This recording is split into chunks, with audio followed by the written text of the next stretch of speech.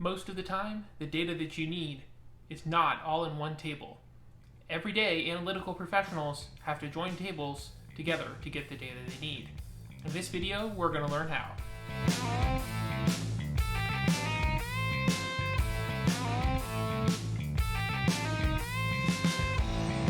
I'm Woody Null. This is the Null Value Show, equipping you to add value in analytics. I've been working with databases for 15 years, and I'm excited to help you learn too. This video is part of my series on writing SQL. If you missed the previous videos, please go check those out first. In my video titled, What is a Relational Database?, we talked about normalizing a database. The main concept is to separate information that might be repeated into its own table. This is excellent from a database management perspective, but it does require us to join tables together when we need to get that information out. Today's video covers the most commonly used way to join tables, the left join. If you imagine your two data tables sitting side by side, one of them is on the left and one of them is on the right. It's important to note that we can put whichever table we want in the left position and the right position. We just have to think about how we want the relationship to work. The left join will get every row from the left table and find the matching rows in the right table using the conditions that we specify.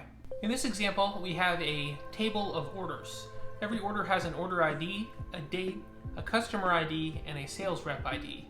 We also have a separate table of customers, where every customer has a customer ID and then a lot of attributes about that customer. We want to put all of this together into one query. So what we're going to do is a left join to add those two tables together. The first thing I'm going to do is give the order table an alias. In this case, I'll just call it O. That way, anytime I need to reference the order table, I just have to type O. I don't have to type out the whole name of the table. Left join, and then I'm going to tell it which table I want to join to. In this case, it's the customer table. And I'm also going to give the customer table an alias, in this case, C. And that way, anytime I want to reference the customer table, I just type the letter C. We have to tell it how to join those two tables together, what conditions to join them on. And in this case, we have a customer ID in both tables. So we're going to use the customer ID as our joining criteria. On O.customerID equals C.customerID. Because we're dealing with multiple tables, I need to specify which table each of these columns is coming from. So these first few columns that were already typed out here are all coming from the order table. So I'm going to put O dot before them, and that way the database knows which table they're coming from. Then I also want to bring in some of these columns over here from the customer table. In this case, I'm only interested in the company name field. So I'm going to copy that over.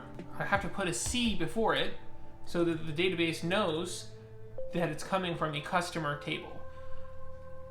When we run this, we will now see the company name appear next to our existing data. What the database did behind the scenes was every row in the left table, which is our order table, is still showing up in our result set. And then we've joined on the customer table, and the matching rows show up in the result set based on the matching criteria. Customer ID in the left table equals customer ID in the right table. This particular customer has a blank company name. It says null. That means the value could not be found. This means that there is no customer in the customers table with customer ID 22081. This was a left join. There are many other ways to join tables together too, and we'll come to those in one of our future videos on writing SQL. Be sure to hit subscribe so you don't miss it. We'll catch you next time on the Null Value.